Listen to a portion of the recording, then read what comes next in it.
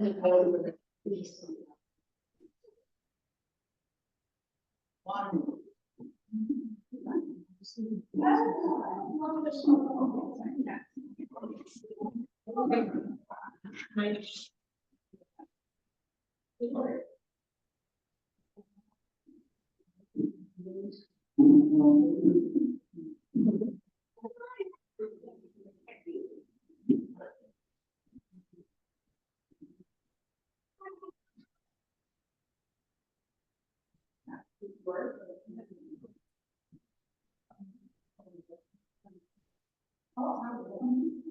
can bring your mic in.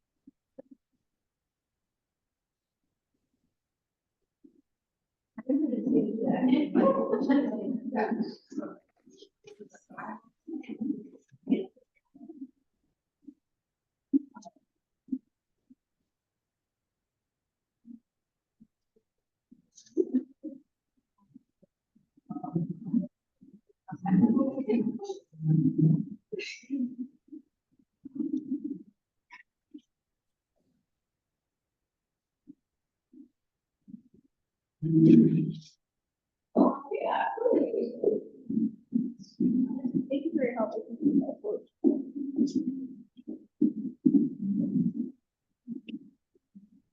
All right, folks, we will get started.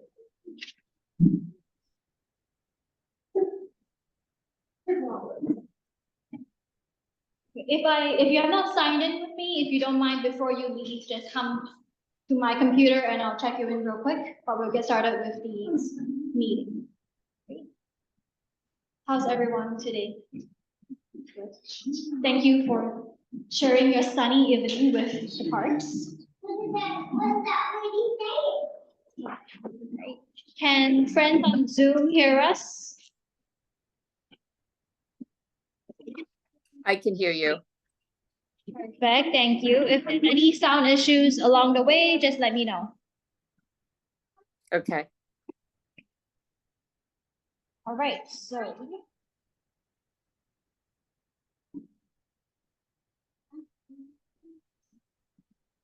So today's meeting is on the Delaware District Community Updates. So we have a bunch of projects ongoing and also upcoming for this year, and we're really excited to.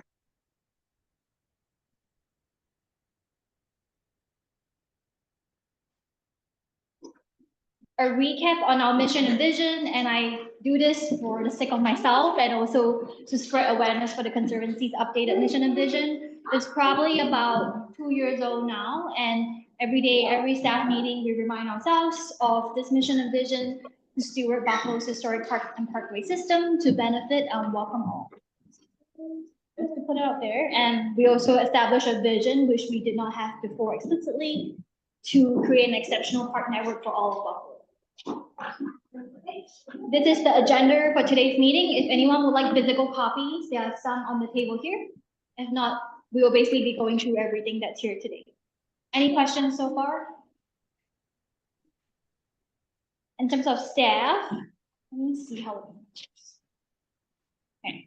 This is the crew at Delaware Park. So if you're in this park often, you might see these individuals working behind the scenes hard for everyone. So we have District Supervisor Ricky, his foreperson Tommy, and our senior zone gardener Eddie.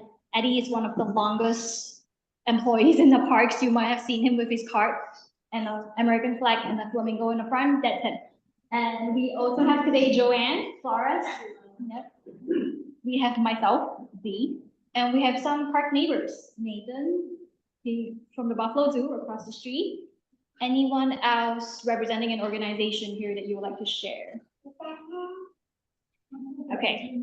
Thank you all for being here. We appreciate you. So the first project on the docket, and it's actually ongoing. The Marcy Casino has been ongoing with renovations throughout last year, and it's towards the exterior site now where we're working on the doors. So we are in the phase of spring, summer construction, and mainly is focusing on the garage doors and some of the interior, exterior doors of the terrace level. So for the lower side, so the lake level, we have these garage doors that obviously you can see that in pretty bad shape. A lot of these garage spaces are storage for our staff. So they staff like equipment, a lot of park things. Whenever we have events, we need to put up cones for different things.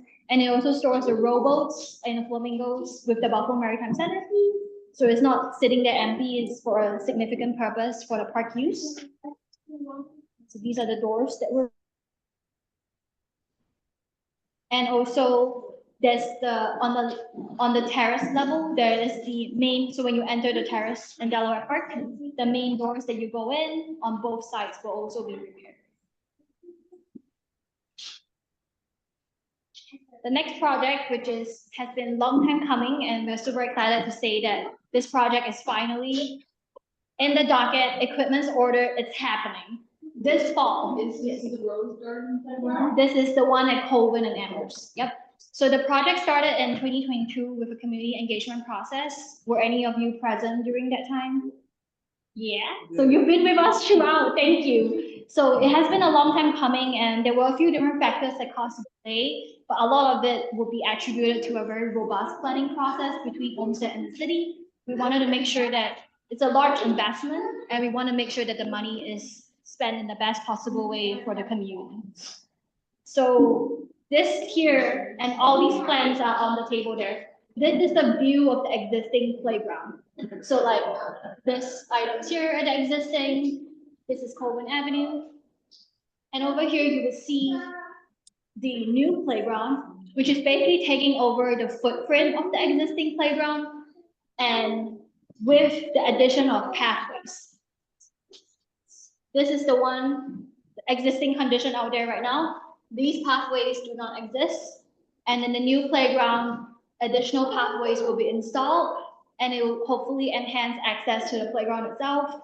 Right now, if you've been there, the playground is like an island. You basically have to walk on grass. Sometimes it can be muddy due to the rain, and it's not accessible to a lot of park users. So we're hoping this will be more accessible, especially for parents who have strollers, for children or individuals on wheelchairs, and would enhance the independent play opportunities for everyone.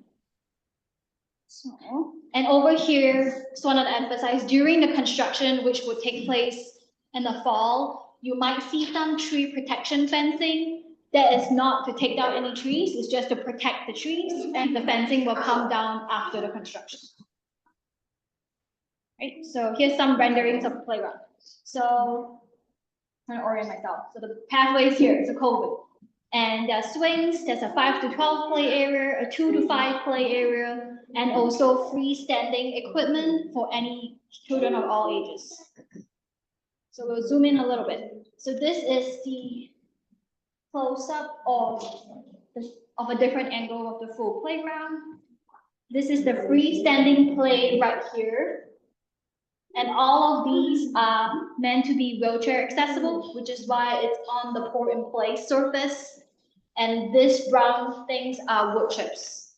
So wood chips, yeah. And the reason behind that, I know through the survey, a lot of people wanted a full pour-in-place playground due to different factors, funding.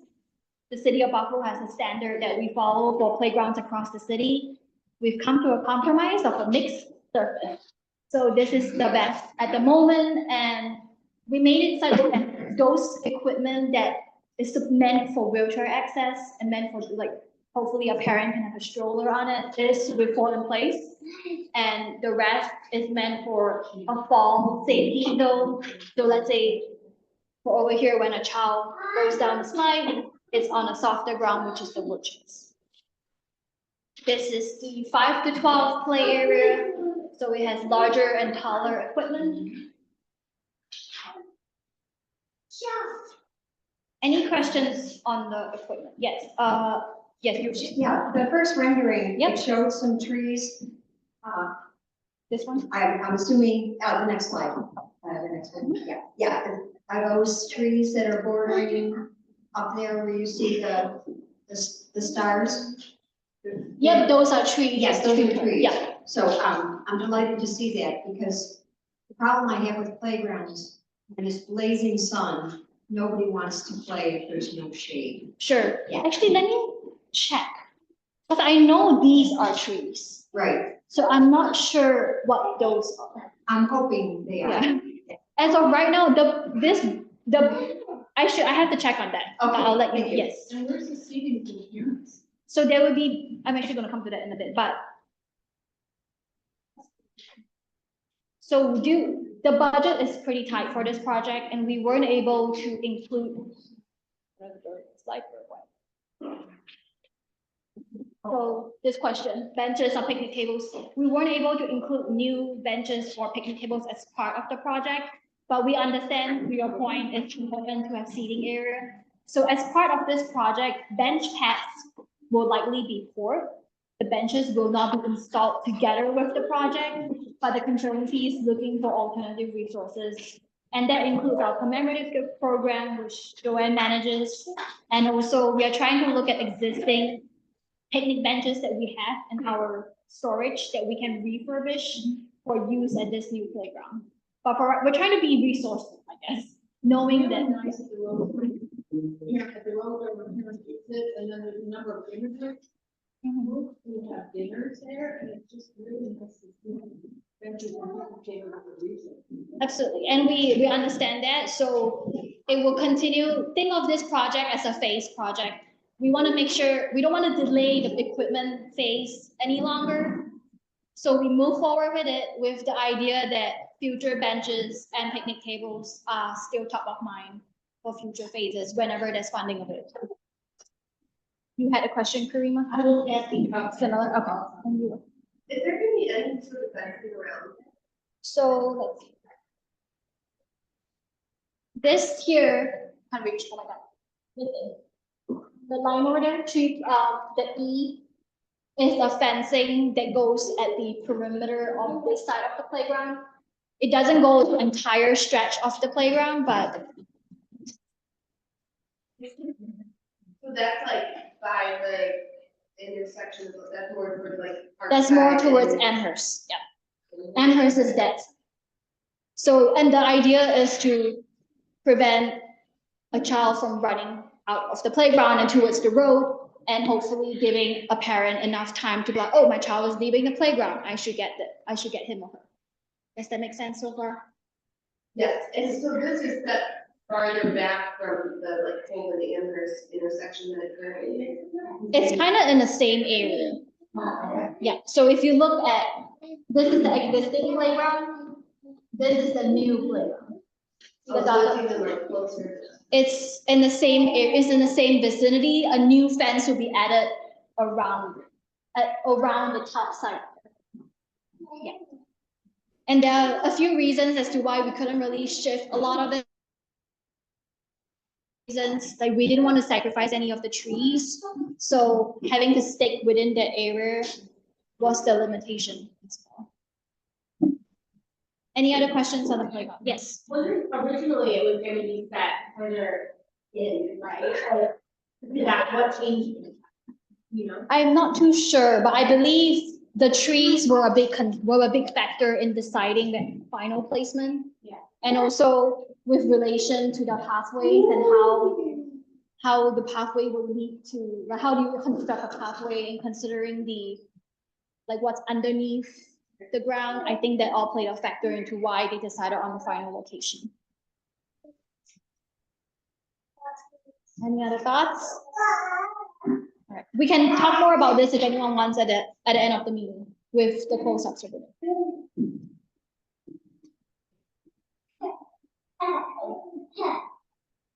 So let's. So in terms of a timeline, the playground will remain open until the fall when we have, the equipment timeline is, we have like a 6 to 8 months of order lead. So we order the equipment, we have to wait for it to come, but we don't have like a date. So once they arrive, and once we have a date of when they will arrive, roughly 1 month before actual breaking ground, we will close the playground. And 1 month being, it will give us enough time to break down the equipment safely, to make sure that the area is safe for construction, and also to give everyone a heads up that it's going to happen. But we're hoping because it's in the fall and hopefully post playtime, it will not impact people's park use as much. Will there be a porta potty or bathroom facility in the immediate area? I'm talking about bathrooms in a little bit, so let's get back to that. Okay. Yeah, hold on to that, please. So the next project, which is ongoing as well, but has been delayed slightly due to heating source.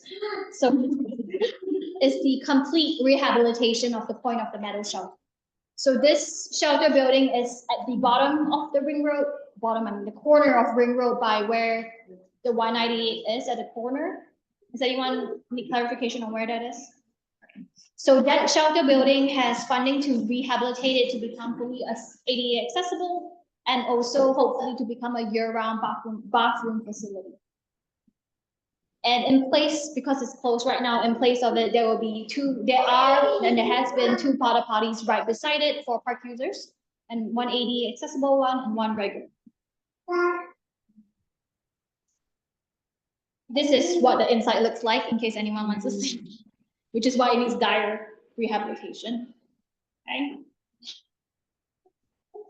The next bathroom shelter, yes, sir. Before you proceed, I know sometimes the Delaware soccer was using some of the space. Right now there is the Like a pot, yep. Is there any plan to have something for Storage? Delaware soccer for Yeah. storage? Yeah. Not that I know of, but I believe the pot is, like, we assess it with them annually on it's like they don't put it there on their own. There's an agreement as to when and where and that kind of stuff.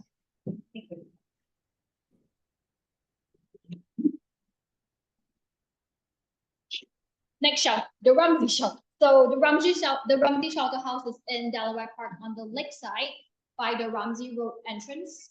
And this shelter building had an unexpected damage that occurred to, I'm not too sure of why it happened, but it's some masonry related issues.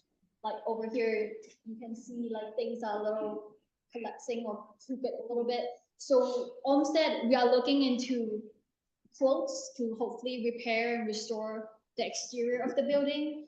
As some of you might know, it was actually rehabilitated a few years ago with grants from Bank of America and I believe the Greenway Fund. So we are hoping that we can fix the outside before it deteriorates further. But because it was unexpected, it was not budgeted for, and we are looking for funding sources. So please be patient with us. If you do see any extensive issues happening during your walks, feel free to email them to me as well. Map of bathrooms in the parks. Okay, so this here is a map of all the porta potties and physical bathrooms in this side of the park and the lake side of the park. And all of these information, let's say if you're in another park and you want information, it's on our website. So bflparks.org/alerts.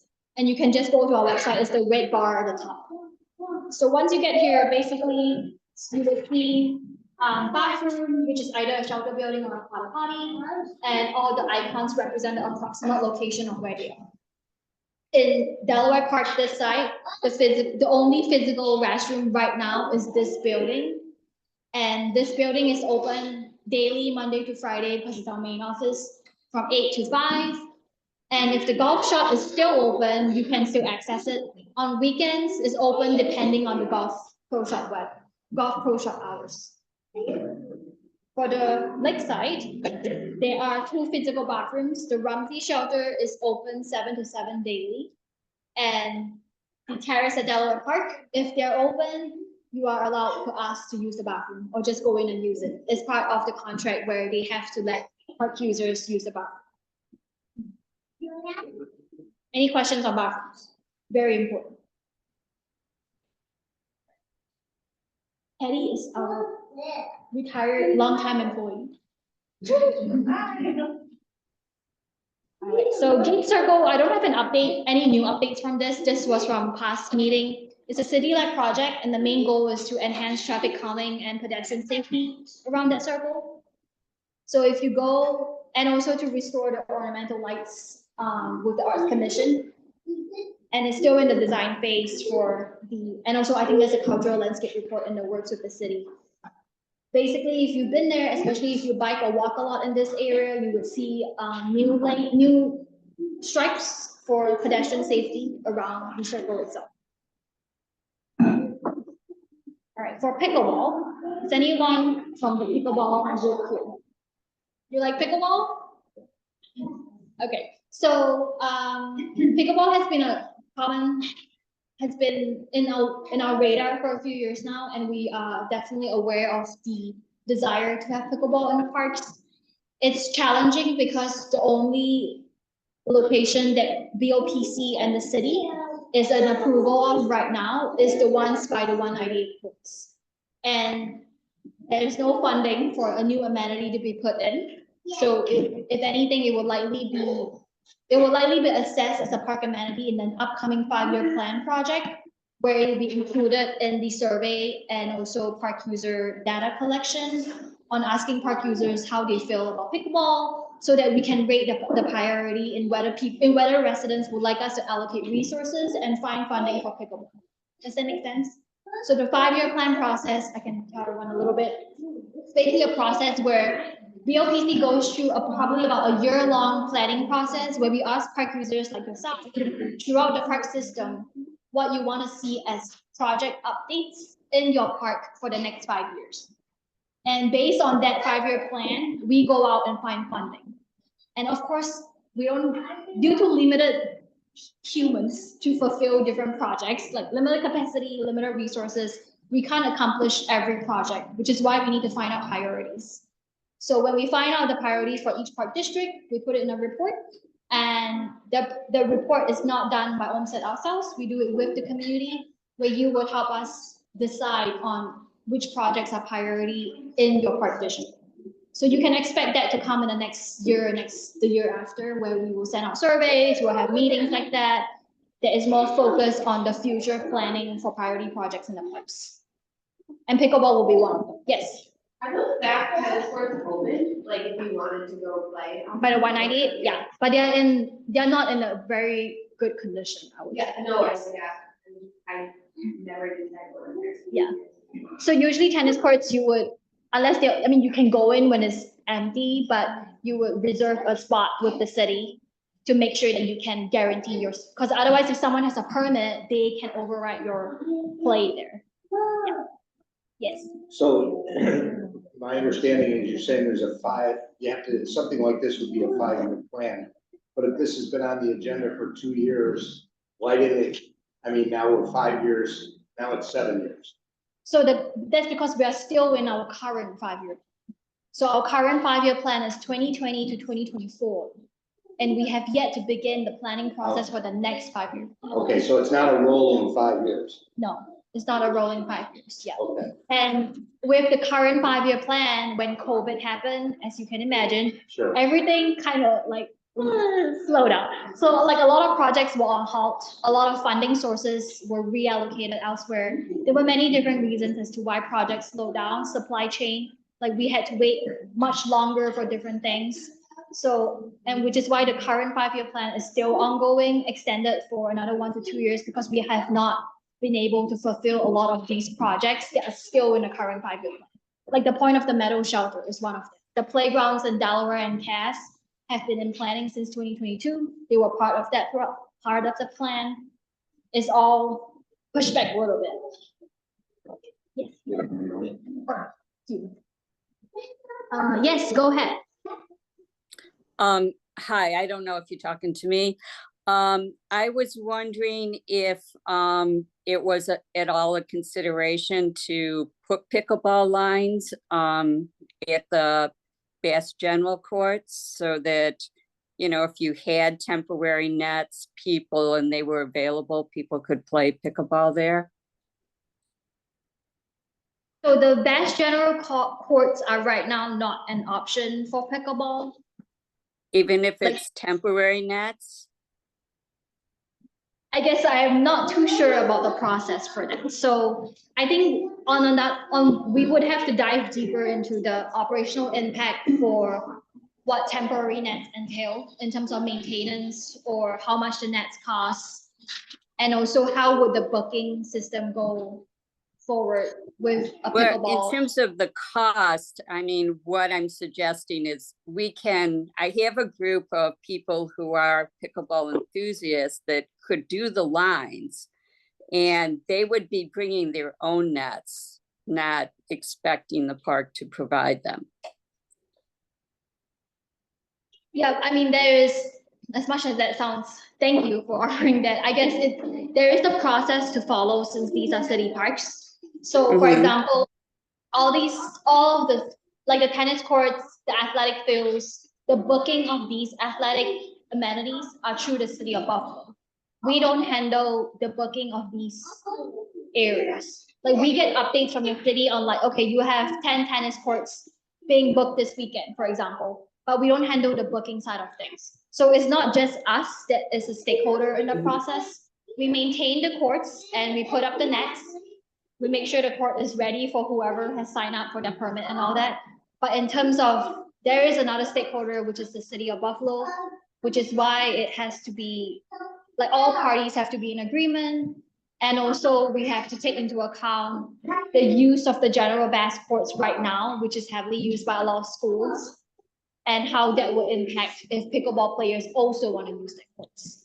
I'm a little confused about the whole booking process because I thought in parks it usually is people just come, you don't have to book a use of a court. If there's a court available, you use it.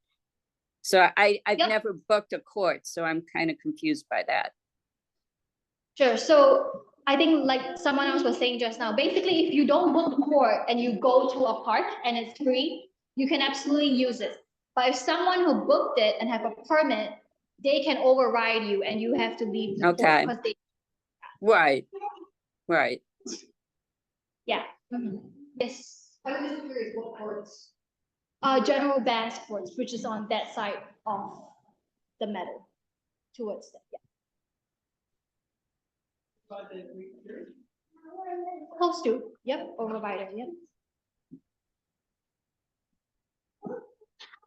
Any other questions for now?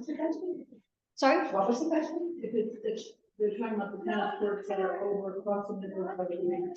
I thought it's a tennis court along the rainbow, but she was asking about bass. Oh, yeah. The next project, I guess, or partnership is with the Buffalo AKG. So they have a public art initiative that they reached out to us to have a wayfinding public art project in Delaware Park. It will mainly be around the Hoyt Lake side. This is the artist, her name is Chloe Bass. Let me write this. So I can read a little bit. So Chloe Bass is a New York-based multi-form conceptual artist working in performance, situation, composition, publication, and installation. Her work uses daily life as a site of deep research to address skills of intimacy, where patterns hold and break as group sizes expand. So she is working, she has this public art project that she has been around different areas of the country and is coming to Delaware Park this summer. How long will it be? It will be up for a few months this summer, few weeks, sorry. Not permanent. Sorry? Not permanent. No, it's not permanent. So these are the tentative areas. I don't have to, this is as of January this year. So it'll be approximately here. There might be some changes, but it shouldn't be too far off. So from the AKG and in some parts of the lake side of Delaware. Okay, so this is an example of a larger version. But if you look at her book over here, if anyone's interested to find out more, you can see some of the other examples she did in other cities. Will likely be a June, July 2024 installation. And it's meant to enhance your park experience, not meant to impede. So it's going in areas where it's subtle and like, yeah, I'm not gonna spoil you. And I purposely, deliberately did not put too many photos. So unless you would like to spoil yourself, don't read the book. The next item is wayfinding and interpretive signage. So phase one was last year, and we were really grateful to have funding to refresh a lot of these identification signage and some wayfinding signage. Will you all, have you seen any new signage in the parks? Yeah. So all of these signage have been, especially the ID signs, park entrances have all been refreshed. And this is the signs that were refreshed as of last fall. And coming up for, so phase one complete. Phase two is more ID signs, some directional regulation signs, and also working this. So over here is installation as well. And then a part of phase two is also orientation and interpretive signage. Interpretive signage is more narrative focused, more like stories of the parks, historical narratives and things like that. And our consultant, Lauren Becker, has been working on this for the entire park system. Question? Yeah, About the interpretive signs, I noticed a lot of them go missing after a while. they go missing? Yeah, there's like one by Point, along that low stretch. Right here? Yeah, to the right a little bit. Yep, right there. There's Is it the there. one with Waterkeeper? Yeah, that one's gone. Yeah. And I wondered know that I've seen too. other ones, like the frames of ones elsewhere, because it's just a piece of plexiglass like on. So I don't know.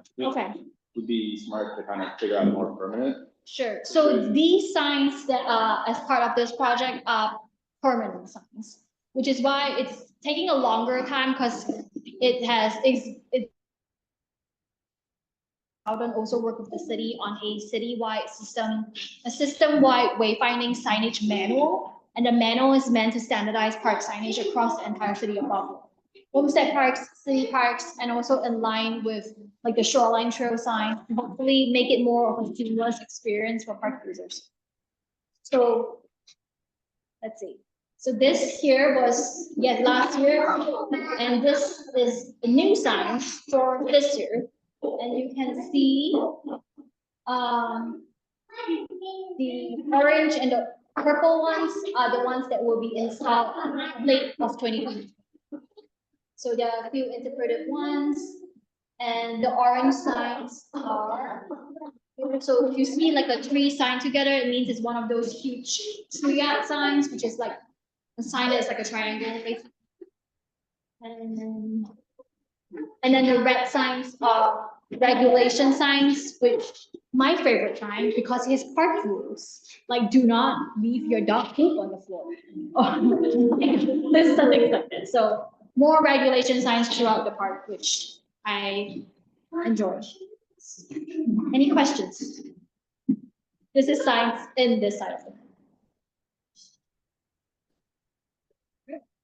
So on that note, if you feel like you know anyone in the park system who, you know, especially for Delaware Park, where you have narratives or old photos or historical content or stories from your family that has been passed down generations that you want to share with us, we would like to know of them.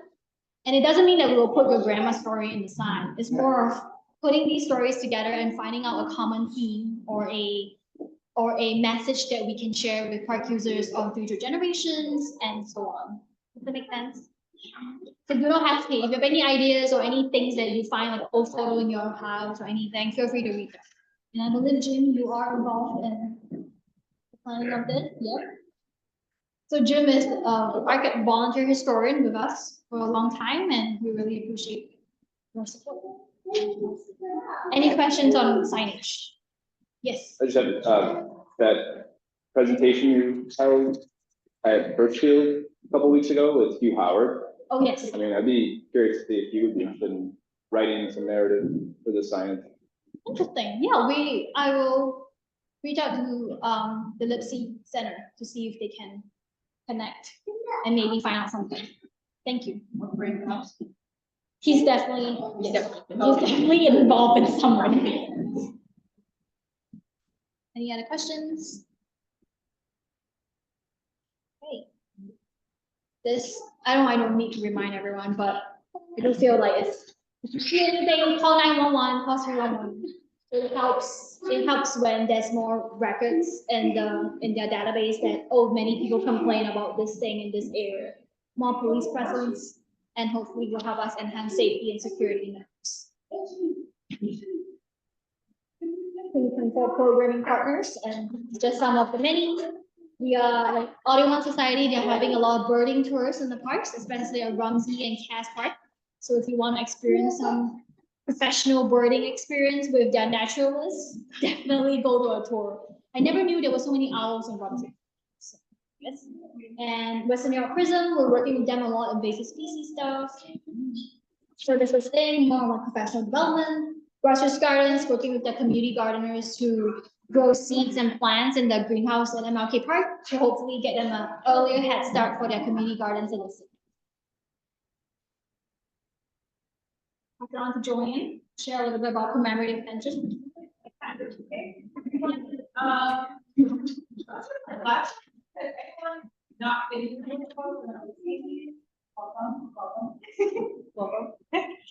So my position here at BBC, I manage the commemorative gift program. So I sell benches, trees, and pavers.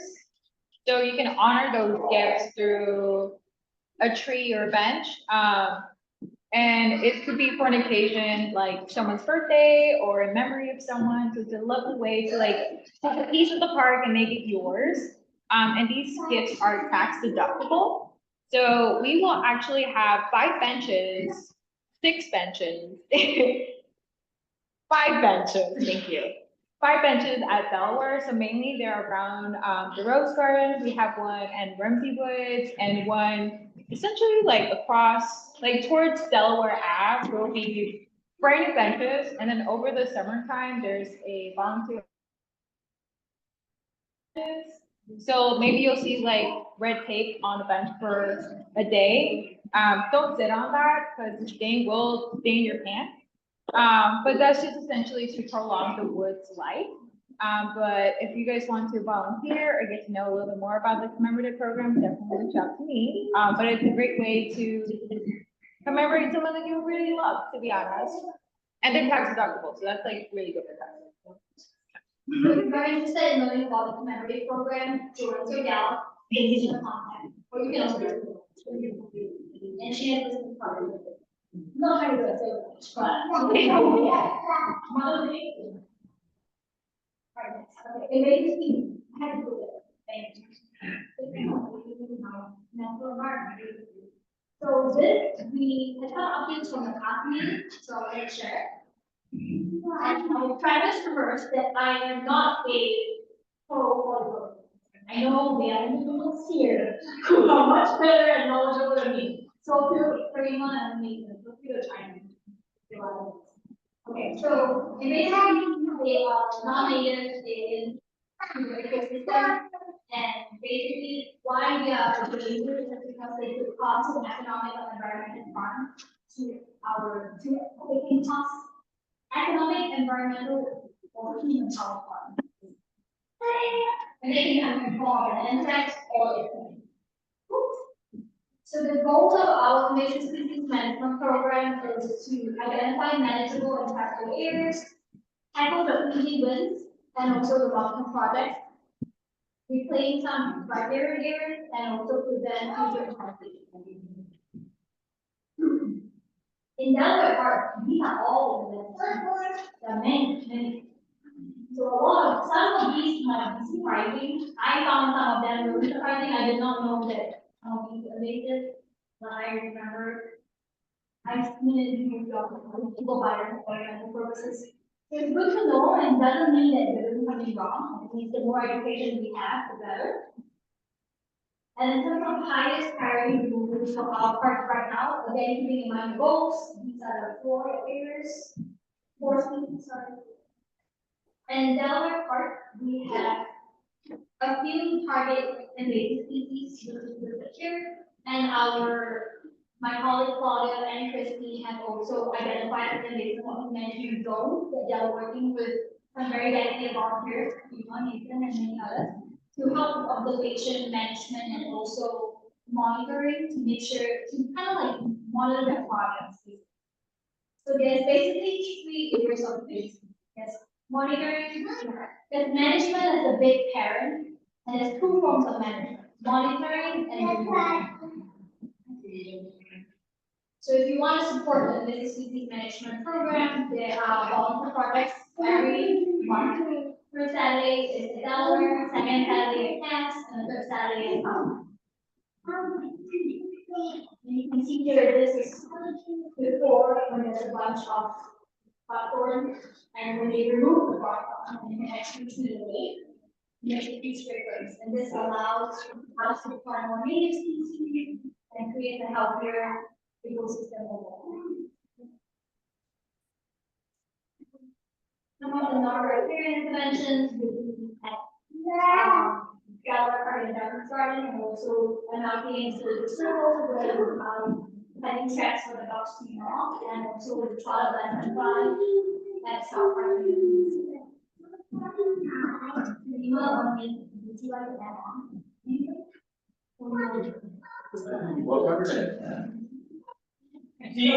Yes.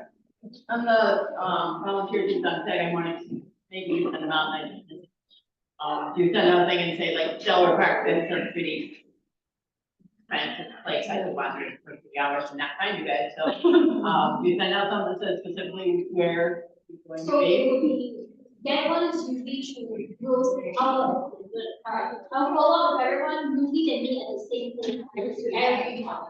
Okay. And then they start, but once you're on that list, you'll be confused. So I'll I guess if you are interested, I don't know about people, if you are interested in that, let me know, and I can let our, Yes, is the summer thing. So also there's app where you can go online and do it or try it. And then you get the alerts and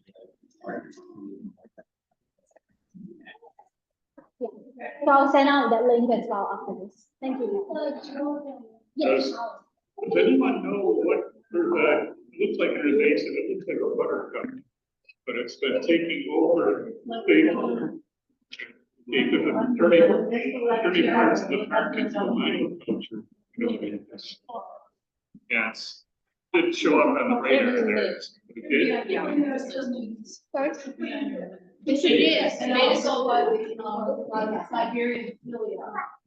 Like many blue eyes and further and bring there up to the birds carry the seeds and then I've done a lot of reading out in southern in Wisconsin. Molds get so big that they squeeze out any area of the world. Oh my gosh. And unfortunately, they're all sold in New York State. Oh, this is like, some states have banned, they're called Siberian seal. That's ILA. That's right, they're terrible. And it takes the whole get done. I mean, they could get done. Sorry, what were you saying? I don't see purple moose stripe on there, or I'm looking in just the wrong area. Let's see. when, to the best of my knowledge, when Prism, is that a state entity? I don't remember. Yes, it's based on. When Prism did their report, which they gave to the parks last year, the purple roof stripe numbers had gone down a lot. And a huge reason they think that is because of the biologicals that the state released a couple of years ago, the ones that predate on the purple roof stripe, and those seem to be working to at least like knocking it down to a naturalized status instead of a invasive status. But that's why they took it off. They're like, we need to hit this list. Very good. Thank you. Progress.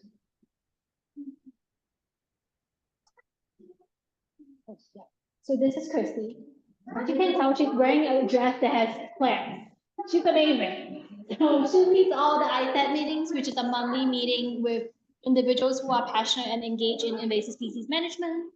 And it's all volunteer run, and if you're interested, you can definitely join it, even if it's just to learn or sit in on 1 or 2 meetings. It's up to you, really. And also volunteer events focusing on invasive species management.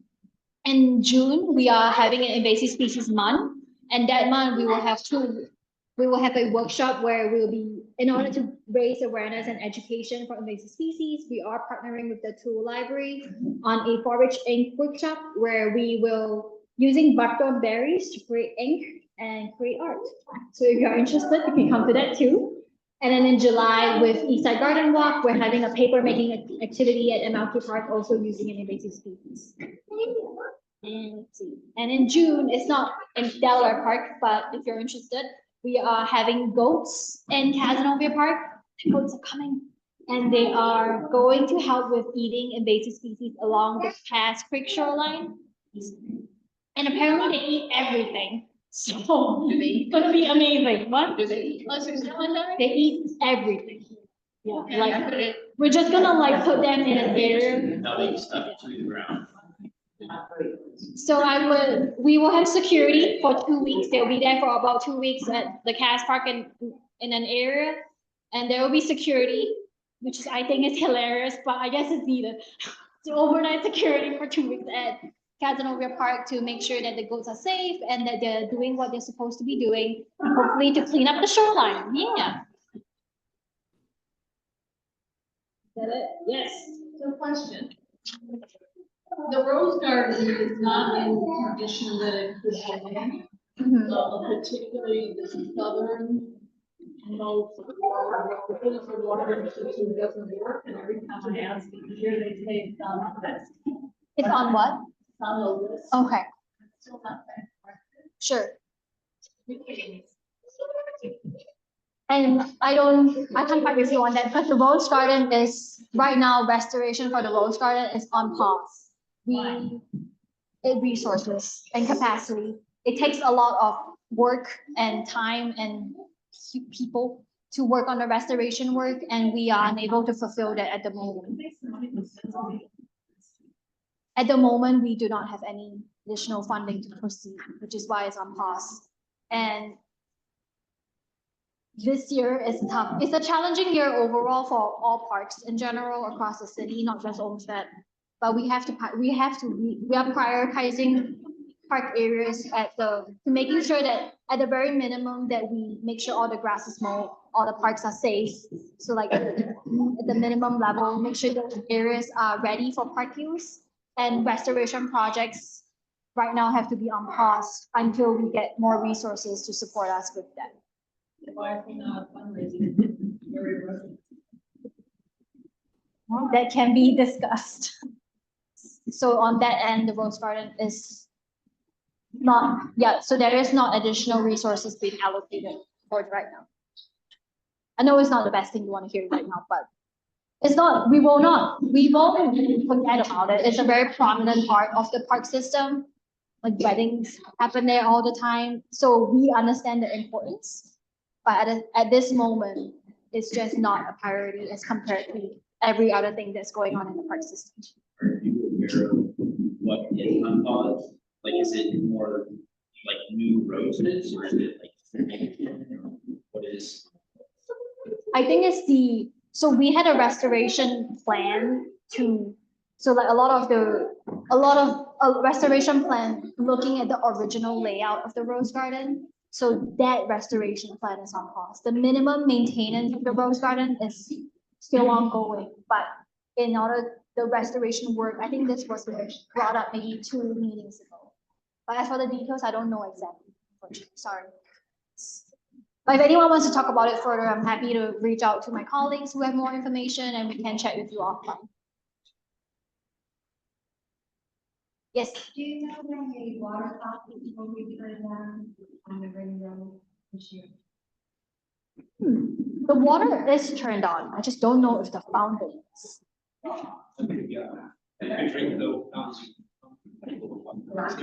Oh, they are? It's my dogs. Right, right. Yeah, I know, right? Cool, thank you. Also, previously, about several years ago, there used to be a large compost pile. Yes. And now I know there's a compost pile, but, it's a little distressing that we're putting organic material. Which pile are you referring to? But there was a compost pile by the, Delaware Park, tennis courts by, on the other side. not- Okay. Yeah, and there was, this is maybe 4 or 5 years ago, it was bigger. Okay. And Steve and everything, and they used it for weeds. And now I notice that oftentimes the weeds are bagged and they're put by the playground, the green. Sure. Put by the playground. And, I was wondering ecologically, if there is a way that can not be, putting organic material inside of the bag. Sometimes there's 50 bags. Sure, yeah. Yeah, they're gone at the moment, but periodically as work is done. Do you have any thoughts on it and say that?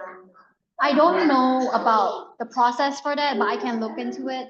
I think I would say as a park steward or like as a, I think the challenge with that is being like having resources and the money to do it in an environmentally sensible way, which I think at the end of the day, as a parks organization, that's our goal. We want to be environmentally sustainable as well.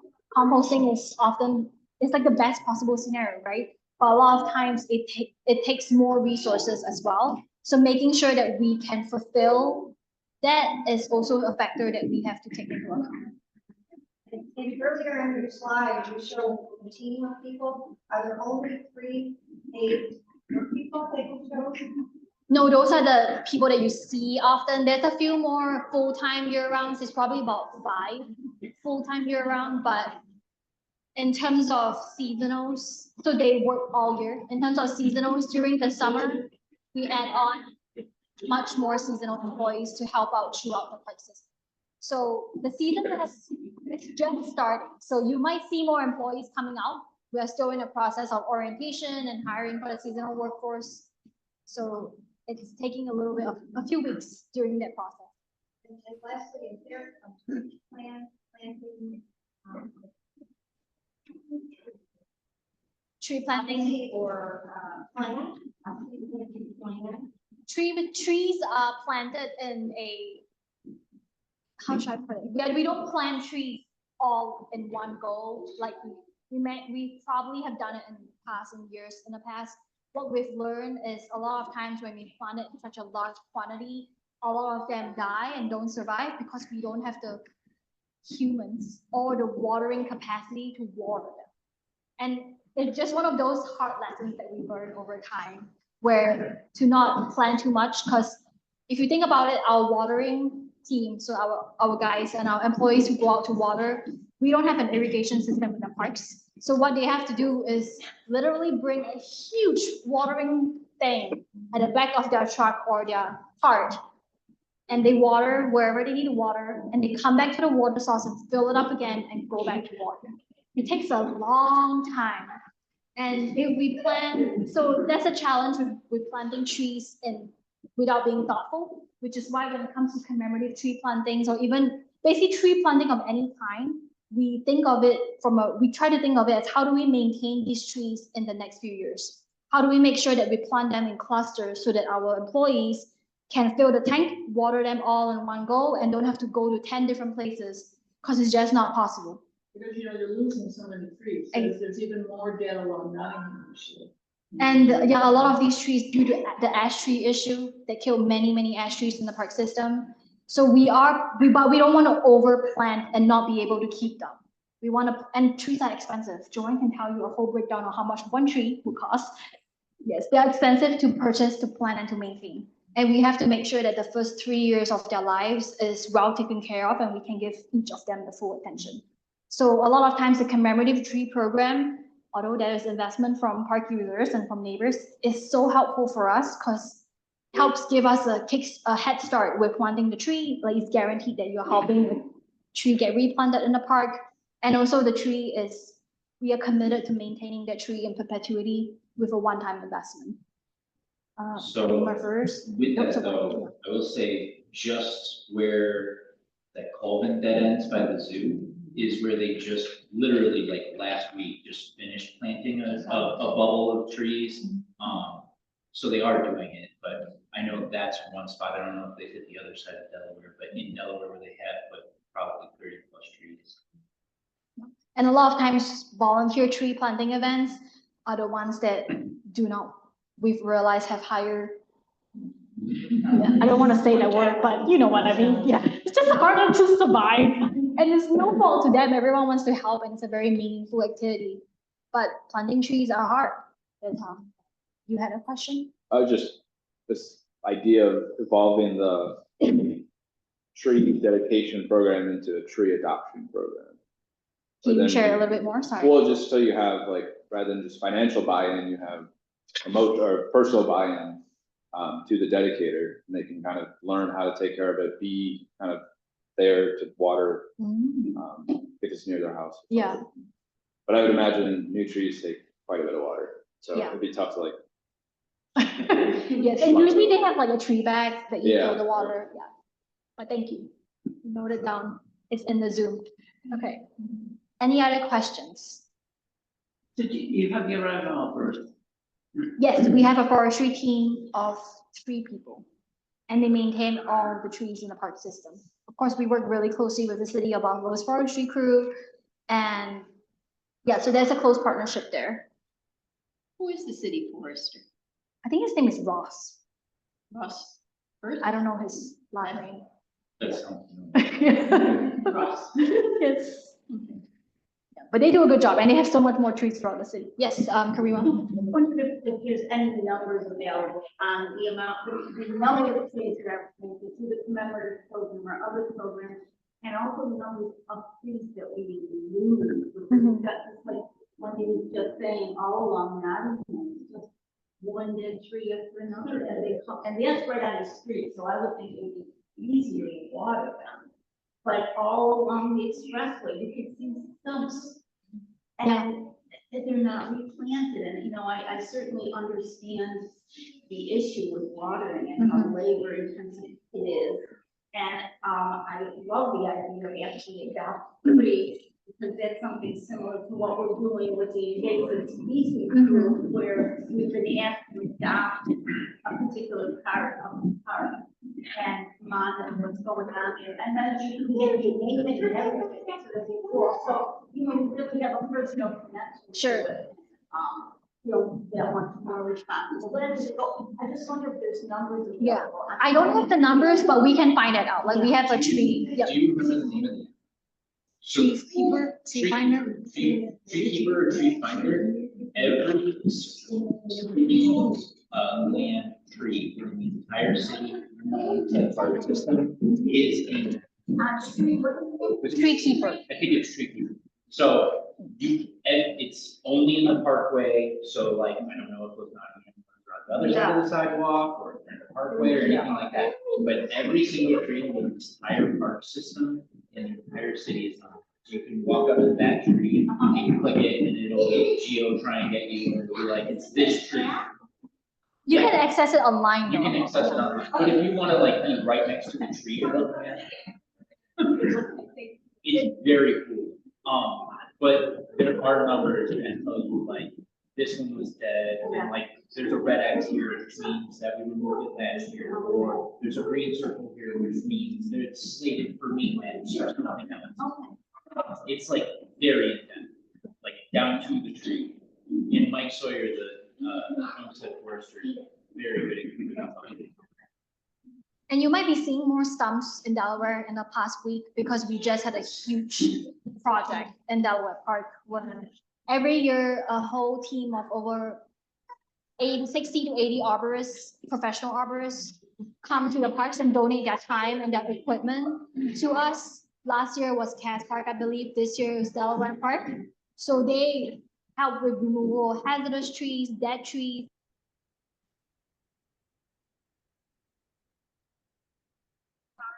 So a lot of these were removed. Oh, okay.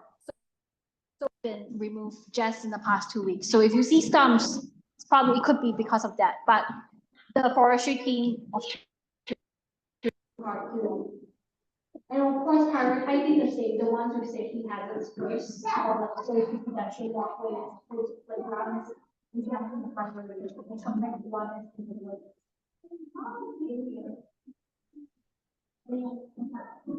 There are no more areas that they're in the current, see a step in one answer. Oh, there's a pretty healthy looking natural sapling in there. They're holding the water back this.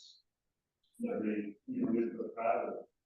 So I don't know if you're thinking about doing more areas, and then it's increased maturity as we get back to some of the understory happening.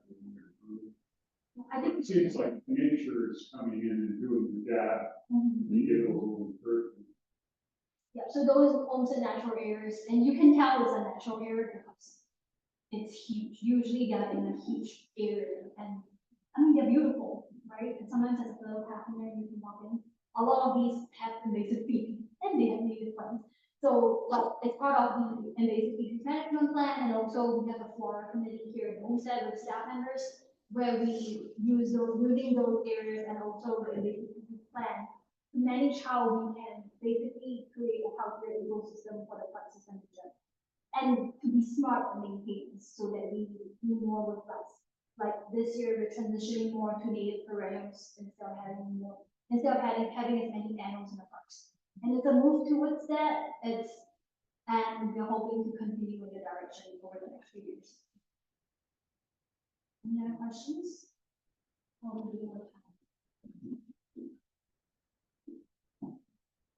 Yes, one. So last year, the last couple of years, Resurgence Brewery had, Yes, they did. I know that they are not going to be here this year. Is there a plan for a replacement? It was very nice to have Yeah, it was area nice. available. We're music.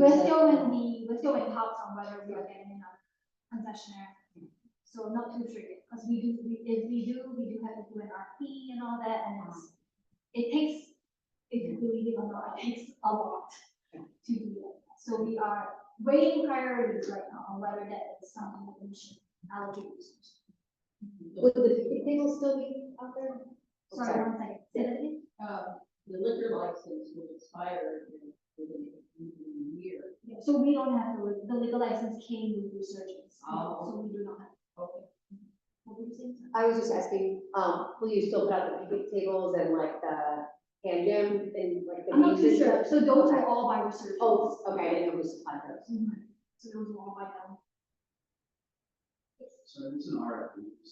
Oh, RFP, so request for proposals. Basically, like any concessionaires that we have in the park, it's just a process where we put our RFP, people can send in their proposals for a specific project. And then we, kind of like an interview, we send in their things and then we vet them. Any other questions? Is it official that the ring road will stay closed? As of right now, decision? it's a city-led decision where the ring roads are closed, and they are working on putting in more permanent barriers for the future. How does everyone feel about that? Great. People still try to drive though. And Yeah, they're being. How would Yeah. you think it? So it's not just the metal. Right. good. Because people would try to bypass the rush hour on, was it Parkside? Or Linden, I guess. And they'll come through, yeah. You know, actually, if anyone has like connections to Google, I've been trying to figure out how Google that this road is closed. But I cannot figure it out. Not the one. I'm like, how do I do that? Because now, sometimes if you put in directions, it will still tell you to go in the ring road. Oh. And I'm like. Or send you to the dime. So if anyone has ideas, or maybe if you can find, if you can access the route that sends you through the ring road, then you can report on that route. Many people. Yeah. Yeah. So then you need to pass that around to everybody associated with the parks. That's Just go and have everybody. all walk through it.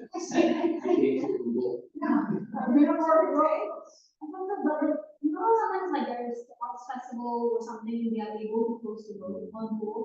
How do they do that? Like, I think that's like a geotag thing, where it like sees there's a bunch of phones in one area, Oh, and they're like, this must not be Carter's. Okay, maybe a volunteer day is what we're gonna do. That'd be a cool volunteer day.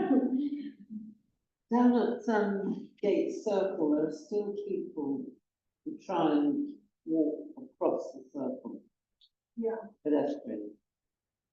And so we are trying to, I mean, we can't stop that unfortunately, right, because the circle is open and there is, like, if people are curious and I get it, but I think what we're trying to do with the city right now is to ensure, enhance safety, to make sure that pedestrian safety for crossing, or even if you're not going into the circle, even if you just want to cross from Lafayette to the other side of Lafayette, make sure that it's a safer access. So, Yeah, I don't think it's because people are curious, I think it's because they want to get from A to B. But they should still be able to access the center. It should be designed in a way where it's, But you're I able mean, to but they're safely just crossing access. the road. Yeah, right, so it needs Rather to be than redesigned to be accessing safe. so that is work in progress and. So I'm very excited. I mean, excited to see what's.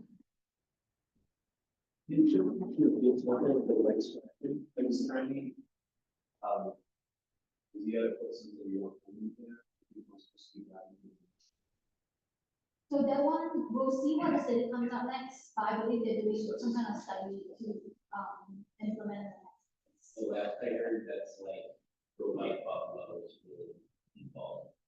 Go back and involve. Anything else? Good? All right.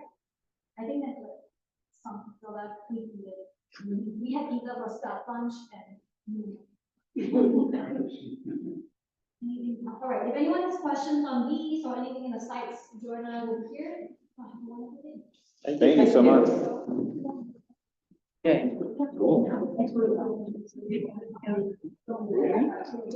Yeah.